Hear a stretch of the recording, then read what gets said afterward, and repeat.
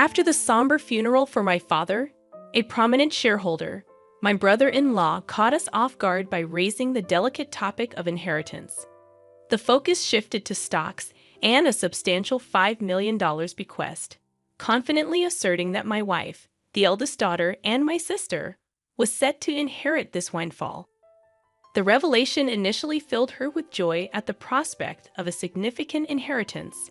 However, their excitement was short-lived when the family lawyer delivered the disheartening news that my brother-in-law had no legitimate claim to the inheritance. I, Greg Johnson, a 42-year-old office worker, reflected on my father's vibrant life. Despite his age of 78, he remained full of vitality, actively engaged in his work. My older sister, a perpetual source of trouble, led a carefree life, causing continuous worry for our parents. In her middle age, she introduced Aaron Corner, a man she intended to marry. Despite his youth and handsomeness, I couldn't warm up to him due to his demeanor. My sister demanded that our father finance her wedding, swiftly depleting the funds and unapologetically seeking more. A year after her marriage, tragedy struck. Our father collapsed while playing golf and passed away a few days later. Overwhelmed by grief, I found myself struggling with the funeral preparations, with no assistance from my sister. After the funeral, a lawyer visited our home to discuss the inheritance outlined in my father's will.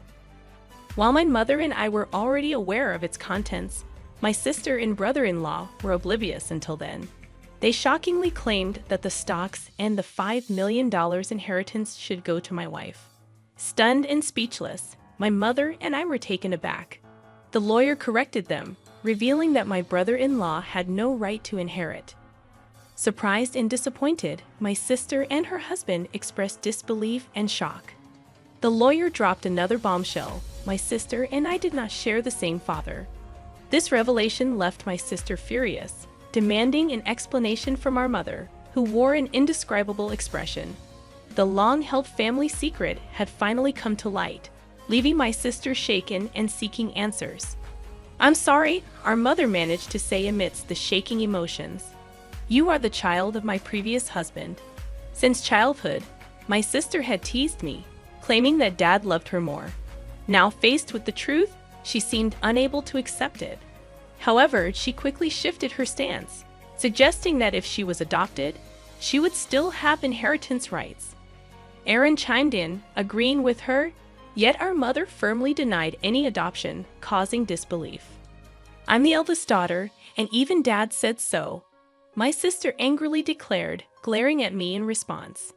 I felt my anger intensifying as I countered my sister's insatiable desire for more, despite the considerable amount of money our dad had already given her.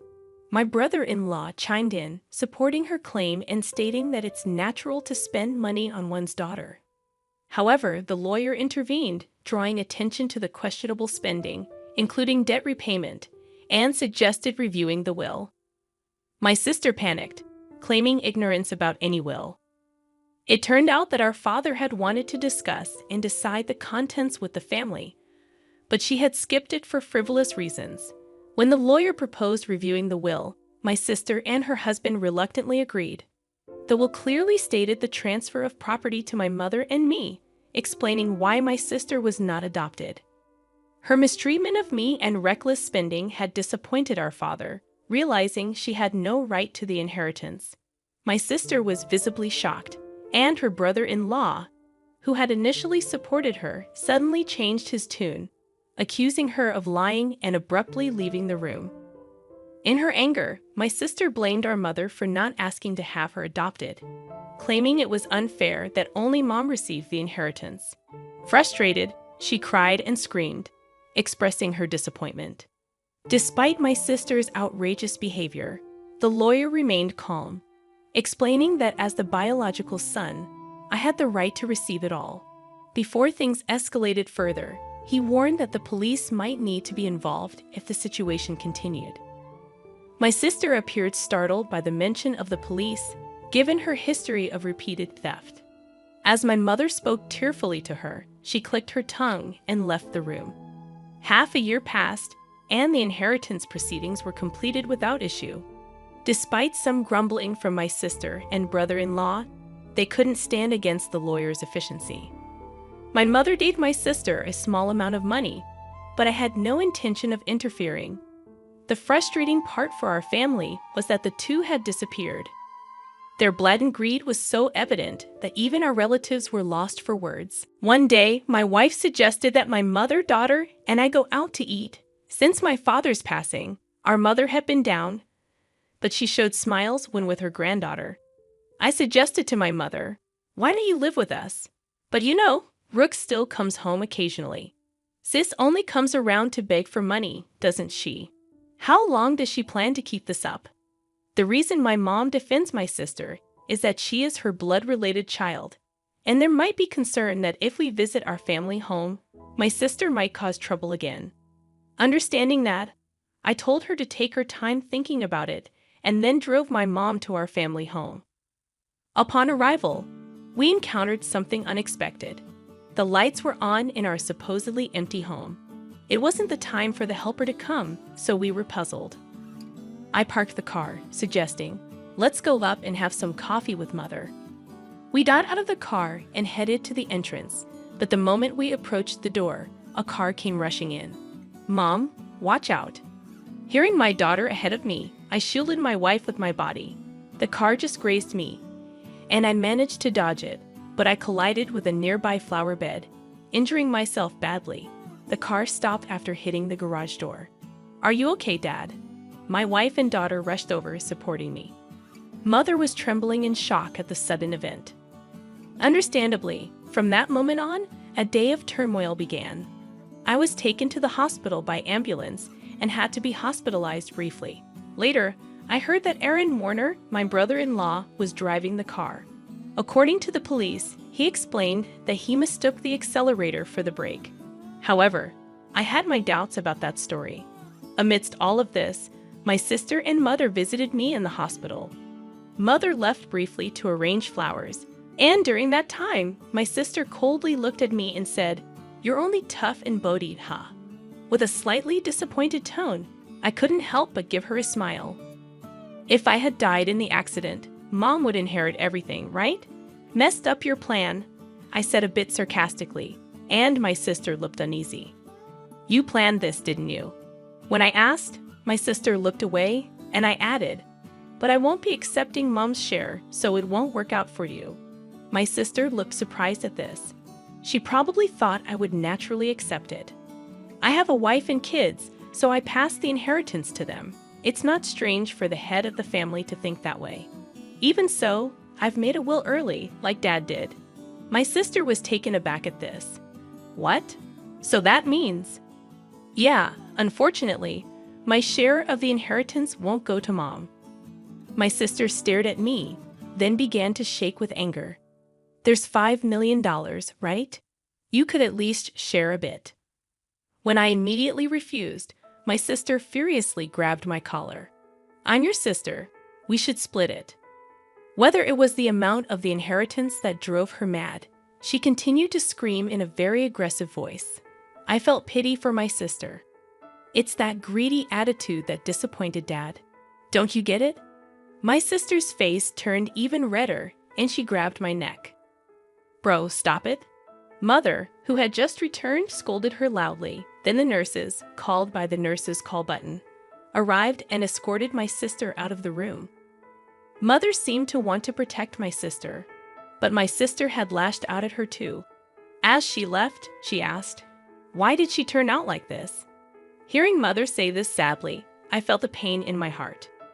Later, Mother's health deteriorated, and she fell off, gradually weakening. My wife and I started visiting the family home more frequently to support her, but this seemed to upset my sister. Probably she encountered my wife when coming to ask for money or heard about it from Mother. One day, my sister called my cell phone. "From now on, we will take care of Mom. You guys don't need to come. Watch this." All of a sudden, however, my sister wasn't listening and said, "We've already decided," before hanging up. My wife told me she had been turned away by my sister. Too concerned about how my sister, who had no experience in household chores or living, would manage, I quickly contacted Mother. To my surprise, I found out that my brother-in-law had experience in caregiving. Mother was still independent, not yet in a worrying state. This reassured me. However, within just a month, Mother was rushed to the hospital in an ambulance. It was said to be due to a medication dosage error. When we rushed to the hospital, Mother was shockingly weak. The doctors also seemed puzzled by her condition. I couldn't recall such a mistake ever happening before. Leaving my wife to care for Mother, I went to our family home, which was in a terrible state. Despite my mother's love for cooking, the usually well-stocked fridge was shockingly empty. Even the helper had been swiftly dismissed. Feeling ashamed of trusting my sister even a little, anger surged within me. Checking the safe where valuables were kept, I discovered a large amount of money missing from Mother's passbook. The passbook with the inheritance was secure in a bank locker, but there was hardly any money left for living expenses.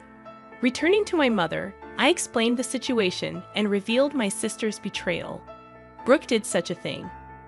Mother seemed unaware of the passbook issue and showed a shocked expression. When asked about the medication error, she explained that my brother-in-law had prepared it and looked troubled. "Mom, I don't think you should let them into that house. They claimed they would take care of you, but the state of that house was the worst. And you've gotten so frail. Haven't they been feeding you properly?" Speaking with concern, I hung her head. "Mom, let's live together. I'll build a new house, and we can live there together." Moved by my suggestion, Mother shed tears. However, her condition continued to worsen. Despite the doctor's best efforts, they, along with my sister, seemed to weigh heavily on her. Ultimately, Mother passed away without recovering. When I went to the family home for the funeral, all the valuable items had disappeared. It seemed that my sister and brother-in-law, in need of money, had taken them. Standing in the desolate place, I was overcome with anger. I had to find a way to make my sister take responsibility for Mother's sake and as atonement for what she had done. I resolved to do something. The day after Mother's funeral, my sister and I met at the lawyer's office to discuss the inheritance. "Condolences, but as her daughter, I'm entitled to Mother's inheritance," my sister said with a sense of superiority that made me laugh involuntarily. She seemed to be under some misconception. "Let's open the will then." As the lawyer revealed the contents of the will, my sister turned pale. "You're joking. Why, bro? You are not entitled to any of the inheritance. This is in accordance with Dad's wishes." My brother-in-law started to get angry, but the lawyer had nothing else to say except repeat the same thing. "This must be a mistake. Bro is her child, isn't she?" My brother-in-law suddenly became furious, throwing things off the table. "Are you trying to trick us? We won't let you get away with this. Give us the inheritance now." "Aaron, you planned to kill Mother, didn't you?" When I asked, my brother-in-law glared at me unpleasantly. "Oh, I wouldn't do such a thing." "Then why did the medication error occur?" My brother-in-law appeared annoyed. "I don't know anything about that. It's impossible that I can't inherit. You must have done something." My sister was getting more agitated. "Now I'm even behind on my condo payments." I was shocked. She hadn't rushed to Mother's side after hearing of her death because she was busy with such matters, hoping for the inheritance. "Really, there's nothing left." My sister pressed the lawyer. "That seems to be the case. Let me explain in detail." The lawyer explained the details of the inheritance. Ultimately, after deducting what my sister had withdrawn and sold, there was hardly anything left for her to inherit. My sister held her head in dismay. I had discussed this in advance with the lawyer. I found satisfaction with the outcome. "Stop joking. There can't be so little." My mother and I hadn't told my sister, but most of Mother's property had already been distributed to my children, her grandchildren. Therefore, there was already little left to inherit. However, my sister kept murmuring her dissatisfaction. I felt nothing but resentment towards my sister, who had lived off the money given by father and now Mother, thinking she could rest easy knowing I would take care of her. "But you just took her money. You are a true disgrace to our parents." I raised my voice in frustration. "Caring for someone costs money, you know. Don't you understand? Then show me the receipts for what you spent on mom's care. I'll cover any necessary expenses. As I extended my hand, my sister turned pale and was at a loss for words. I threw those away. That's not good. Without receipts, it can't be proven as evidence. Hearing the lawyer's words, my sister struggled to find a response. During this, my brother-in-law tried to calm me down. Greg, your sister is in a tough spot. Maybe you could help her out a bit as family. I cannot. My immediate response left my brother-in-law speechless. I've been hurt by my sister for a long time. Frankly, I feel like it's karma, but you're the only siblings, maybe just a little. He tried to say more, but I refused. I was filled with anger, and so was my brother-in-law, apparently. Dan, if that accident had worked out, Rook would have had the entire inheritance. What accident? Before I could ask, my brother-in-law started talking on his own. Because of this brother, things didn't go as planned. I was supposed to get a new car, but now there's barely enough money left even for repairs. My sister tried to stop him, but it was too late. That's a pretty serious statement. You could be accused of fraud. The lawyer held a recorder, smirking at my sister and brother-in-law. What the heck? Isn't that against the rules to do that? You agreed to our conversation being recorded at the beginning, didn't you? Called out by his own words, my brother-in-law's face turned pale. To him, I had one thing to say. Aaron, I will be pressing charges about that accident. Don't joke. Where's the evidence? The evidence has just been provided by you. My sister, crying, began to hit my brother-in-law. You idiot! It's all your fault. Why did you say that? Later, my brother-in-law faced legal consequences for his actions. Additionally, unresolved suspicions about his past emerged, requiring police involvement. For some time, my sister, as an accomplice, was said to face lesser charges. However, struggling with her condo payments, she was turned away by relatives when she asked for money. In contrast, I chose to work earnestly and not rely on inheritance. Now, receiving stock dividends has become a small pleasure in my life. In the aftermath of the legal proceedings, the rift between my sister and me widened. The family bonds that were already strained became nearly non-existent. Despite her attempts to seek support from relatives, my sister faced a cold shoulder and her financial struggles continued. Meanwhile, I focused on building a stable and fulfilling life for my own family, working diligently. I found solace in providing for my wife and children without relying on the tumultuous inheritance battles that had plagued us. The stock dividends became not just a financial benefit, but a symbol of my commitment to a more secure and principled life. Over time, my sister's situation didn't improve. The consequences of her actions weighed heavily on her, both financially and emotionally. It became a stark reminder of the importance of responsible choices and the lasting impact they can have on one's life. As the years passed, I held no ill will towards my sister, recognizing that everyone faces their own battles and makes their own choices. Still, the events that unfolded served as a powerful lesson about the significance of integrity, responsibility, and the enduring consequences of one's actions. In the midst of the turmoil, I found strength in forging ahead with resilience, determined to create a future that wasn't tainted by past misfortunes. The dividends, once a mere financial gain, evolved into a testament to the enduring power of personal growth and the ability to rise above adversity. Life moved forward, and I embraced the opportunities to thrive, leaving behind the shadows of familial discord. The lessons learned from this chapter of my life became an integral part of shaping my values and decisions, ensuring a legacy built on principles rather than the pursuit of material gain. In the end, it was not the inheritance that defined my journey, but the choices made along the way. Choices that led to a life grounded in authenticity, resilience, and a commitment to building a better future for those I cared about the most.